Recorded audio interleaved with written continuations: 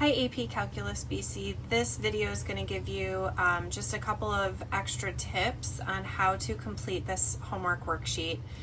You're going to need your calculator, your graphing calculator, and I want to start by pointing out the two different forms at the top. There's a couple different ways to write the difference quotient, and it just depends on what the limit is approaching. Okay, this is the one that we focused on in class today. Of course, instead of A, we said X, but the letters don't really matter. So the difference quotient, this is the one that we focused on more in the notes, but there is an alternate form.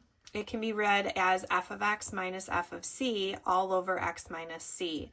Essentially, it gets you the same thing. So I want you to be comfortable with either form.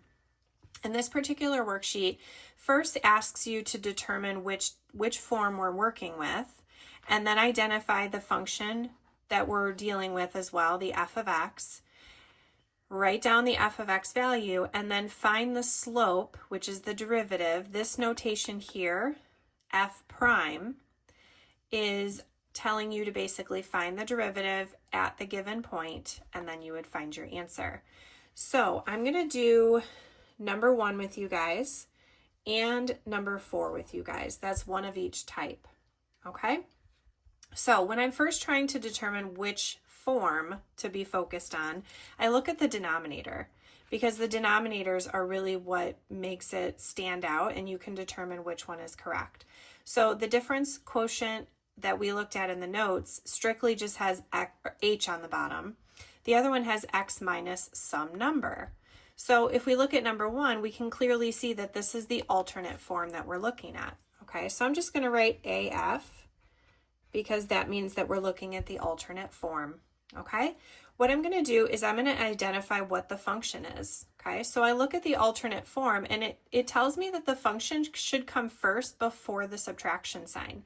So that tells me that the function is tangent of 2 of x.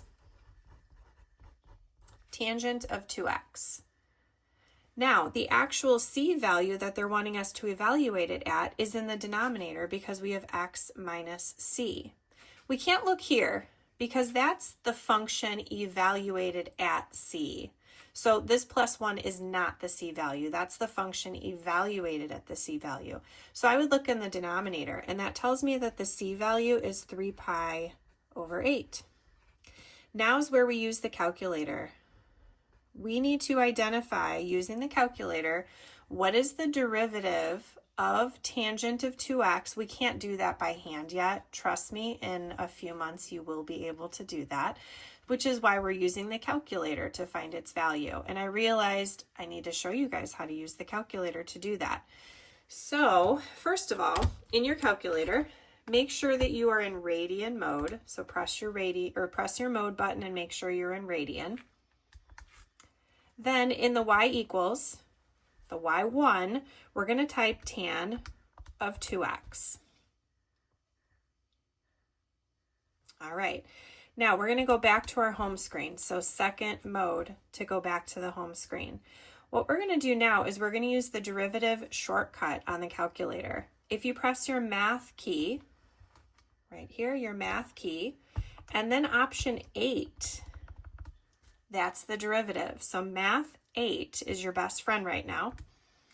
And it gives you all this crazy notation. Well, guess what? D over dx, if I fill in an x in that first blank, that's basically saying the derivative of. Now I need to put the function here. But since I already typed the function into my y1, all I need to do is type y1 here. Okay? Alpha trace will pull up your Y menu. Again, that's alpha trace. It will pull up your Y menu. So we want Y1. I'm going to go ahead and press enter.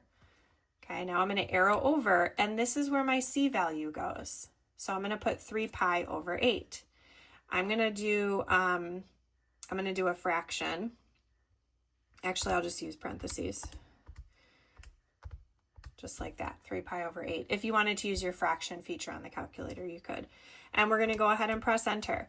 Now, in calculus, we always round to 3 decimal places. So even though there's some more at the very end, we're just going to round this to 4.